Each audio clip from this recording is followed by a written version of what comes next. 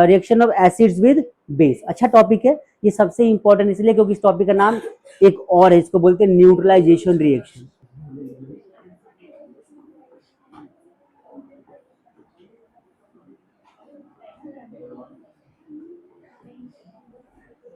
Neutralisation reaction, अच्छा देखो इसको न्यूट्रलाइजेशन रिएक्शन जो हमारा है, स्टेटमेंट क्या बनेगा कि when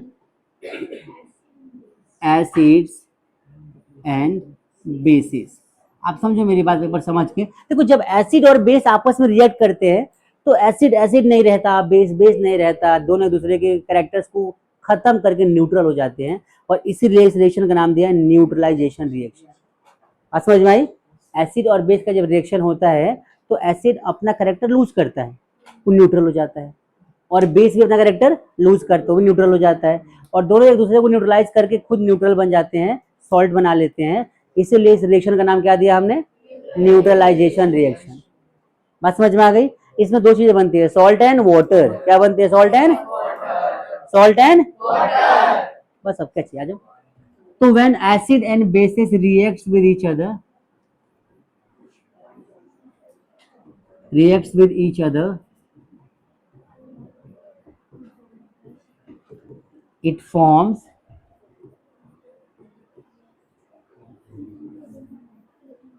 salts and water. This reaction is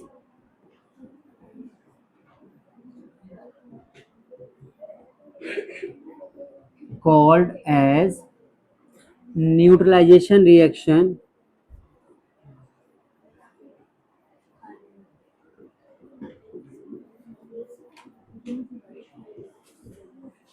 as both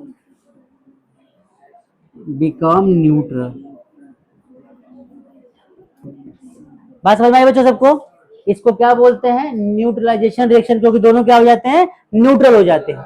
आगे बढ़े, चलो यहाँ पे आप लिखो एसिड, यहाँ पे क्या लिखोगे, बेस, यहाँ पे क्या लिखोगे, सॉल्ट, और यहाँ पे क्या लिखोगे, वाटर। ठीक है, आ जाओ भाई। तो यहाँ पे हमने एसिड में लिया HCl और बेस में लिया NaOH, दोनों ही स्ट्रॉन्ग एसिड और स्ट्रॉन्ग बेस है। यहाँ पे देखो ये बाद वाला इस पहले वाले से मिलेगा, तो H यहाँ पर एक H है, एक H यहाँ पर है, एक O है, तो लिख सकते हैं H2O, और प्लस में देखो Na और यहाँ Cl, तो क्या बन जाएगा, NaCl। आई बात समझ में? ये है न्यूट्रलाइजेशन रिएक्शन। नेक्स्ट देखो एक बार, नेक्स्ट आप देखो, तो यहाँ पे HCl की जगह H2SO4 लिया मैंने इस बार, और यहाँ पे क्या ले लिया, यहाँ पे मैंने KOH ले लिया। क्या लिया मैंने? KOH। तो फिर से बन जाएगा, या तो फिक्स है ये, तो H2O ही बनेगा। यहाँ पे क्या बनेगा, K2SO4। आई बात समझ में? ये दो रिएक्शन से ऐसे आगे और बन जाएंगे। बात समझ में आई सबको? ये K है, SO4 दोनों मिल जाएंगे आपस में। K के पास वैलेंसी 1 होती है, SO4 के पास 2 होती है, इसकी वैलेंसी यहाँ पे आके क्रॉस चेंज हो जाएगी। समझ में आया? और लिख दो एग्जाम्पल, HNO3, रुक जा बेटा, प्लस MgOH का होल ट्वाइस, ये क्या बनेगा?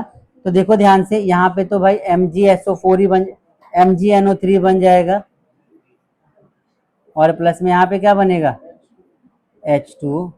इसका एग्जाम्पल हो गया। बात समझ में आई? तो ये पूरा का पूरा टॉपिक यहाँ पे आई थिंक आपको समझ में आ गया होगा। डन।